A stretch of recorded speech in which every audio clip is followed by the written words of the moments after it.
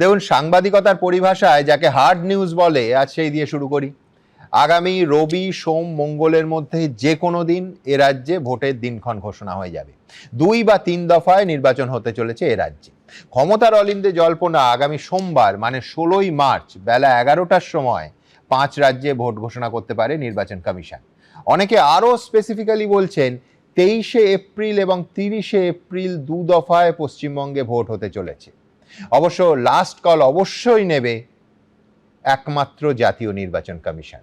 কিন্তু তার আগে আজ কেন্দ্র এবং রাজ্যের টানাপোড়েনের একটা কার্টন রেজাল্ট যেন আমরা দেখে নিলাম। এসআইআর নিয়ে সংঘাত তো চলছিলই, আর আজ ভোট ঘোষণা ঠিক লক্ষ্য করে দেখুন, আগের সপ্তাহে আমলাদের নিয়ে কেন্দ্র এবং রাজ্যের মধ্যে একেবারে যাকে বলে টানা হ্যাচড়া শুরু হয়ে গেল।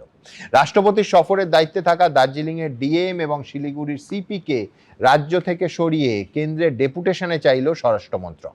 নবান্ন সূত্রের খবর, দুজনের কাউকে ছাড়তে রাজি নয় রাজ্য সরকার।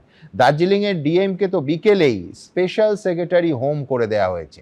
ওনাকে কেন্দ্রীয় স্বরাষ্ট্রমন্ত্রক ডেকে পাঠালো দিল্লিতে, আর রাজ্যের স্বরাষ্ট্র দফতর ডেকে নিল নবান্নে বিশেষ সচিব হিসেবে। আমার প্রথম বক্তা ডক্টর নজরুল ইসলামের কাছে আমার প্রশ্ন থাকবে, এক্ষেত্রে রাজ্য ছাড়তে না চাইলে কেন্দ্রের কি কিছু করণীয় আছে? আইন কি বলে নজরুলদা?